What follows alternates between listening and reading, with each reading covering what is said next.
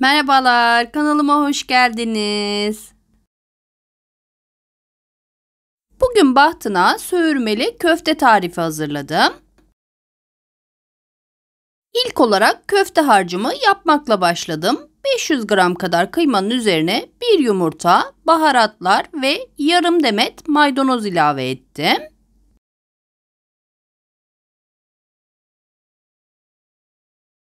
Köfte harcımı 10-15 dakika kadar iyice kıvam alana kadar, özleşene kadar yoğurdum.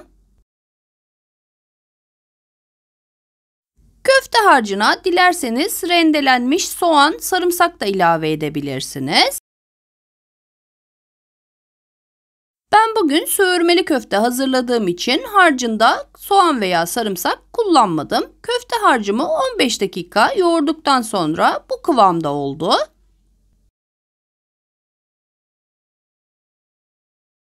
Bekletmeden köfte harcımı şekillendiriyorum ve şekillendirmiş bir şekilde dolapta beklemeye alacağım köftelerimi.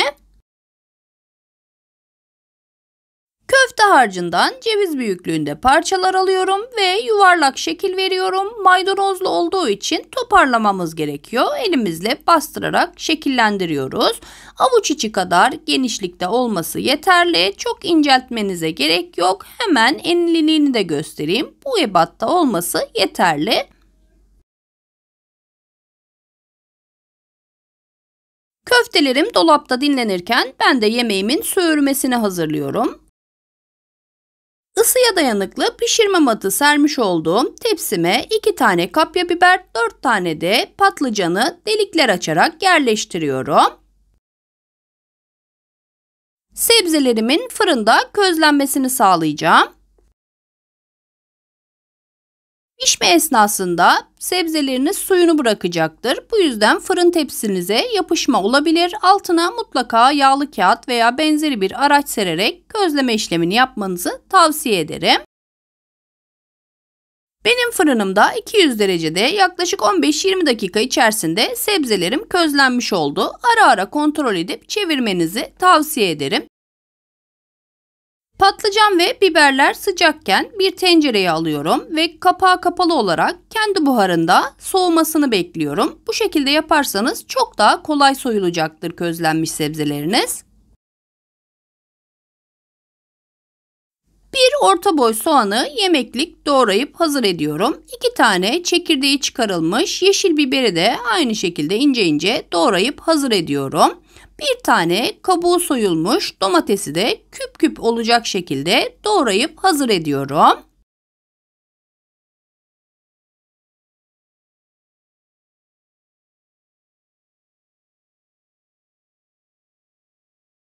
Soğuyan közlenmiş biberlerimi kolayca soyuyorum ve çekirdeklerini çıkarıyorum.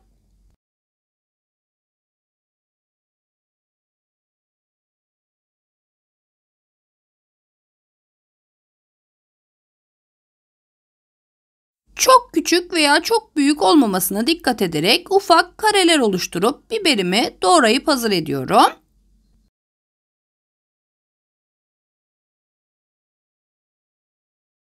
Közlenmiş patlıcanlarımı da aynı şekilde soyarak küp küp doğruyorum ve hazır ediyorum. Ben bugün sebzelerimi doğrayarak kullandım ama dilerseniz ezerek de hazırlayabilirsiniz söğürmenizi. Uygun bir tavaya 2 yemek kaşığı kadar zeytinyağı alıyorum. Üzerine doğradığım soğanları ekleyip yumuşayıncaya kadar kavuruyorum.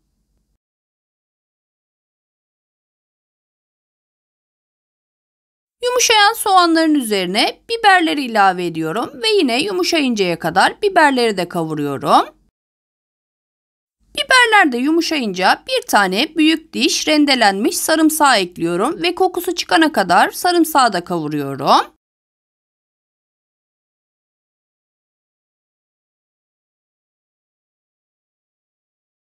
Üzerine küp küp doğranmış domatesi de ilave ediyorum ve domatesin de yumuşamasını sağlıyorum.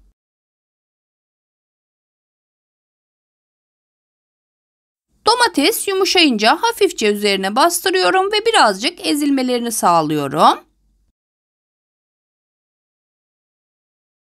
Baharat olarak 1 tatlı kaşığı toz kırmızı biber,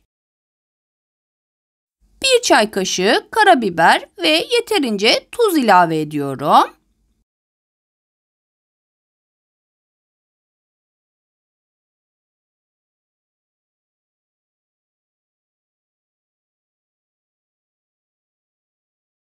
Sos iyice kıvam alınca doğramış olduğumuz közlenmiş patlıcan ve biberleri ilave ediyorum.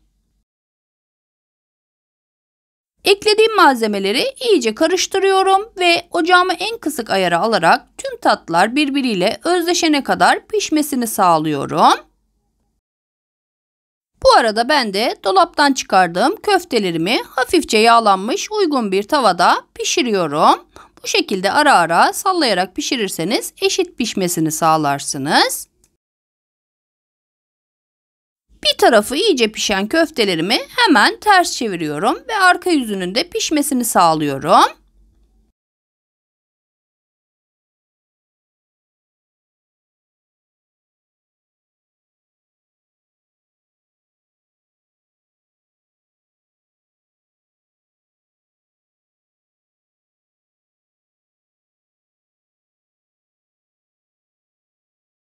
Köftelerim pişerken de söğürmem iyice kıvam almış oluyor. Bu aşamadan sonra kaşık kullanmıyorum. Ara ara tavamı sallayarak alt üst ediyorum söğürmemi ve servise hazır hale getiriyorum.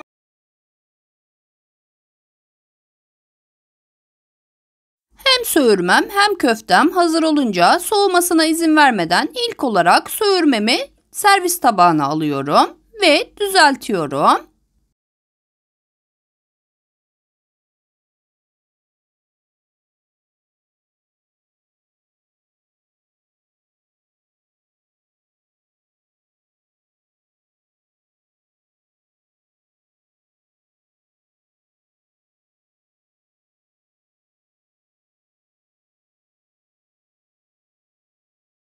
Üzerine küçük küçük doğramış olduğum maydanozları serpiyorum ve hemen köftelerimi söğürmemin üzerine ekliyorum.